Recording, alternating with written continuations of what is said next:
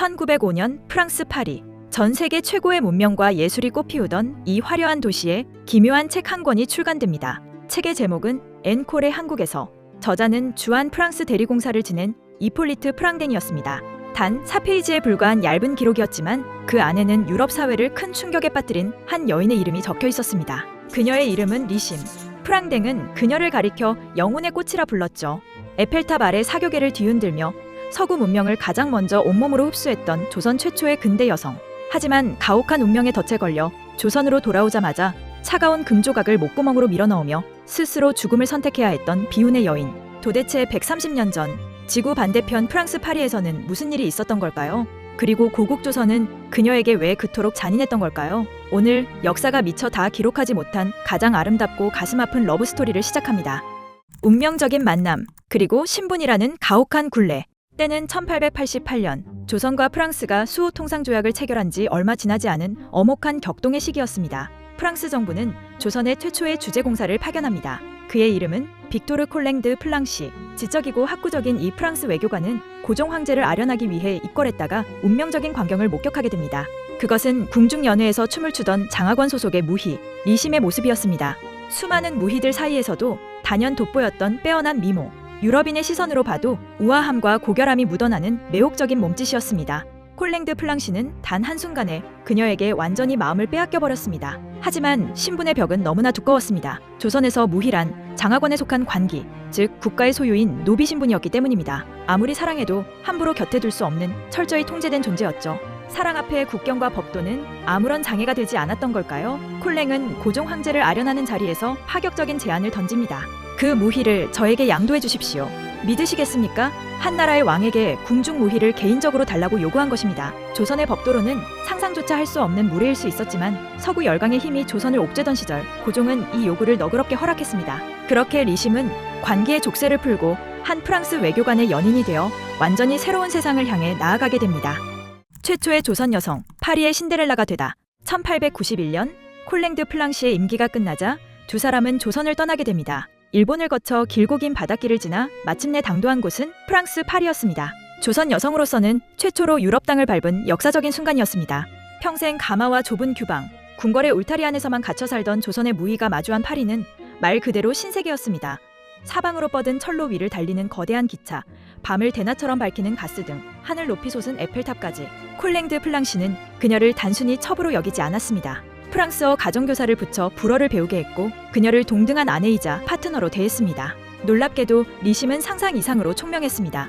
스펀지가 물을 흡수하듯 빠른 속도로 불어를 익혔고 곧 프랑스의 예술과 기독교 교리, 사상까지 완벽하게 이해하기 시작했습니다. 그녀는 프랑스 상류 사회의 살롱에 진출했습니다. 동양의 신비로움을 간직한 채 유창한 프랑스어로 지적인 위트를 던지는 조선의 무희를 향해 파리 귀족들은 열광했습니다. 봉마르쉐 백화점에서 쇼핑을 즐기며 파리의 유행을 선도하던 그녀는 그야말로 파리 사교계의 신데렐라였습니다.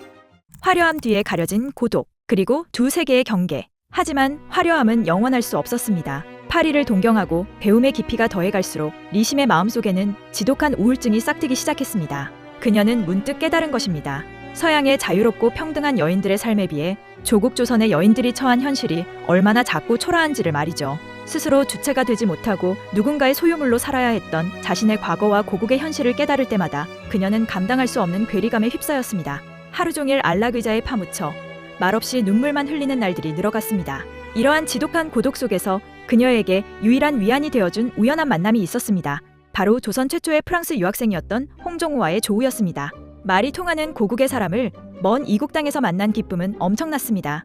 리심은 김해박물관 등에서 일하던 홍종호를 도와 조선의 대표적인 문학인 춘향전과 심청전을 프랑스어로 번역하는 작업에 참여하게 됩니다. 역설적이지 않나요? 나라와 아버지를 위해 스스로를 제물로 바쳐 인당수에 뛰어들었던 심청의 이야기를 머나먼 프랑스 땅에서 온몸으로 번역하며 눈물지었을 그녀의 모습이 말입니다. 사랑하는 아내의 극심한 우울증을 치료하기 위해 남편 콜랭드 플랑시 역시 눈물겨운 노력을 아끼지 않았습니다. 그는 파리의 저택 안에 리심만을 위한 특별한 한국식 규방을 꾸며주었습니다. 그녀가 조선에서 쓰던 전통 목조 가구들을 그대로 들여와 고향의 향수를 달래주려 했던 것이죠. 실제로 이 가구들은 플랑시가 세상을 떠나기 전 기증하여 지금도 프랑스 파리의 국립김해 동양박물관에 고스란히 남아 전시되어 있습니다. 다시 돌아온 조선, 그리고 잔인한 현실. 1896년 마침내 운명의 시계가 다시 돌기 시작합니다. 콜랭드 플랑시가 주한 프랑스 3대 공사로 임명되면서 두 사람은 4년 만에 다시 조선으로 돌아오게 됩니다. 리심은 고향으로 돌아간다는 기쁨에 부풀어 있었을지도 모릅니다. 하지만 그것은 파멸의 시작이었습니다. 조선에 발을 디디자마자 상상조차 하지 못한 비극이 들이닥쳤습니다. 콜랭이 손을 쓸 시간도 없이 조선의 한 고위 관료가 포졸들을 거느리고 나타나 리심을 강제로 끌고 간 것입니다. 이유는 잔인할 정도로 명확했습니다. 법적으로 그녀는 여전히 조선 장학원에 등록되어 있는 국가 소유의 노비이자 무희였기 때문입니다. 프랑스 파리에서 아무리 결혼식을 올렸고 아무리 글을 배우고 높은 사교계의 별이 되었을지언정 신분제 사회 조선의 법도 아래에서는 여전히 도망친 노비에 불과했던 것입니다. 콜랭드 플랑시는 프랑스의 공사라는 막강한 지위에 있었지만 타국의 신분제도와 법을 무시하고 무력으로 그녀를 빼앗아올 수는 없었습니다. 가혹한 외교적 한계 앞에 그는 사랑하는 여인이 가마에 실려 끌려가는 모습을 묵묵히 지켜볼 수밖에 없었습니다. 다시 가혹하고 좁은 장학원의 마당으로 던져진 여인.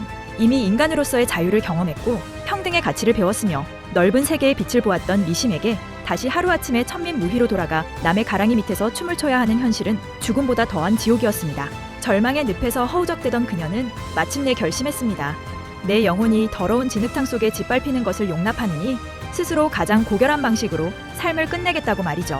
그녀가 선택한 것은 궁중의 금박, 즉 금조각이었습니다. 금조각을 삼켜 기도를 막고 장기를 훼손해 자살하는 동양 황실의 가장 처절하고도 비장한 자결 방식이었습니다. 그렇게 조선 최초로 세계를 품었던 신여성이자 아름다운 무희 리심은 향년 20대 후반의 꽃다운 나이에 고독한 자결로 그 찬란하고 비극적인 생을 마감합니다.